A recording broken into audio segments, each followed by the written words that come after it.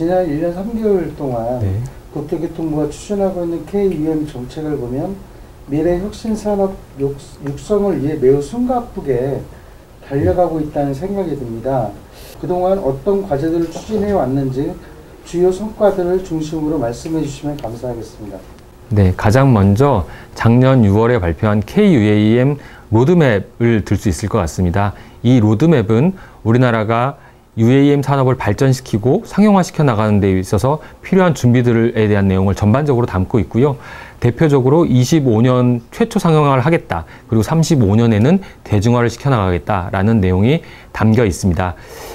다만 이 KUAM 로드맵은 정책적 내용을 주로 담고 있고요.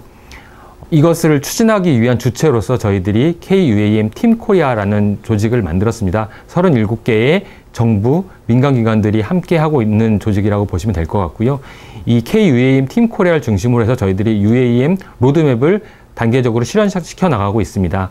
그 다음 성과로서는 UAM 관련해 가지고 국민들이 여러 가지 이제 궁금해하는 부분도 많고 불안해하시는 분도 많기 때문에 UAM에 대한 국민들의 수용성을 한 단계 더 끌어올리기 위해서 저희들이 시연 행사를 가졌고요. 실질적으로 UAM이 도대체 도심만 하늘에서 어떻게 날을 수 있는지를 보여줄 수 있는 기회가 작년 11월에 있었습니다.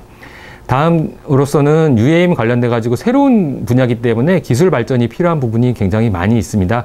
그래서 이 UAM 관련된 기술을 어떻게 체계적으로 발전시켜 나갈 수 있는지에 대한 비전을 담은 KUAM 기술 로드맵을 올 3월에 발표를 했고요. 이를 기반으로 해서 저희들이 종합적인 R&D 계획도 추진 중에 있습니다.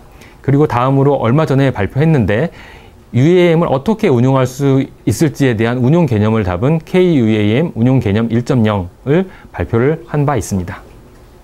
그러면 UAM 운용 개념서가 어떻게 보면 KUAM의 미래 도심 항공교통의 교본이자 또 바이블이 되겠네요. 네, 그렇다고 볼 수 있고요. 사실은 이 KUAM 이 운용 개념은 UAM에 관련된 전반적인 내용을 담았다기보다는 운용에 필요한 내용을 중심으로 담았다고 보시면 될 것 같습니다.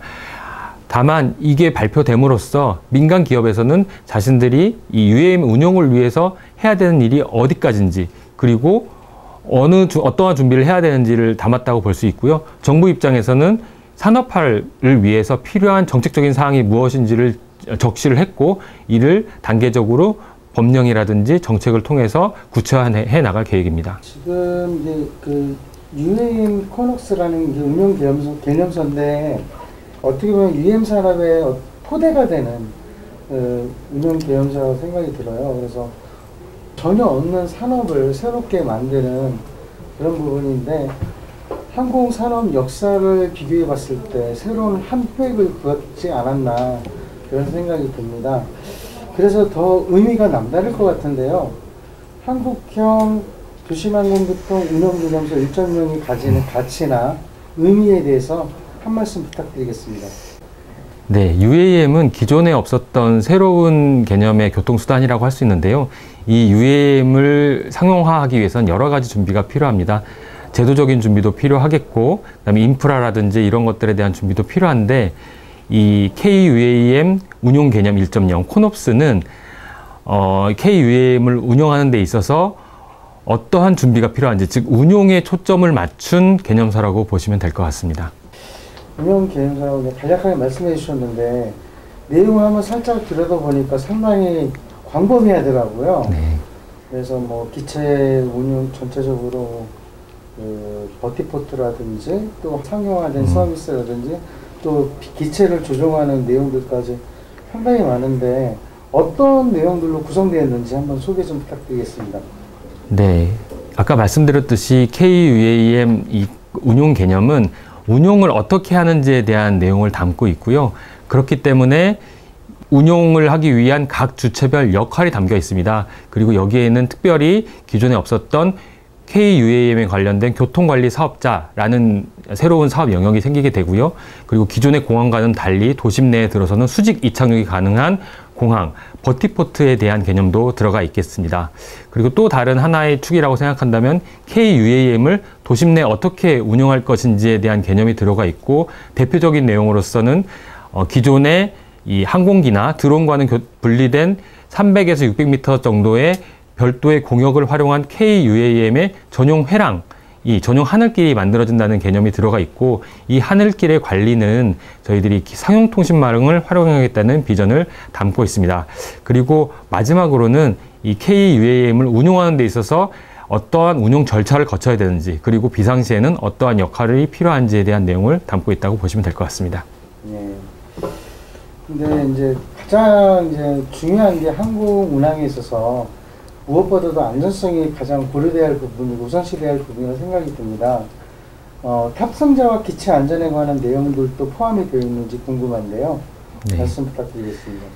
네, 아까 말씀드렸듯이 이 운용 개념에는 기본적으로 운용에 대한 내용이 담겨져 있고요. 그렇기 때문에 아까 말씀드린 이 회랑에 대한 관리가 중점적으로 다뤄져 있습니다. 이 회랑의 관리는 결국에는 이 UAM이 다른 교통수단과 충돌 없이 어떻게 비행할 수 있는지에 대한 내용들을 담고 있고, 그를 위한 여러 가지 통신이라든지 관제에 관한 사항들이 들어있다고 보시면 될 것 같습니다. 그리고 또한 이 UAM을 운영하다 보면 비상 상황이 발생할 수 있는데요. 비상 상황에 어떻게 대응해야 되는지 계략적인 내용도 담고 있다고 보시면 될 것 같습니다.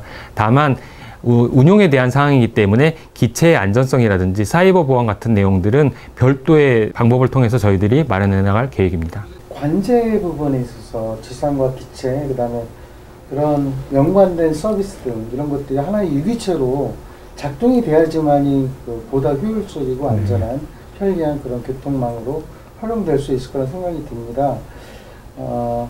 근데 아까 우리 변마님께서 말씀하신 것처럼 민간 교통 관리 서비스 쪽으로 이렇게 맞추신다고 그랬는데, 기존 종전에는 그 항공이 국가에서 관리를 했잖아요. 네.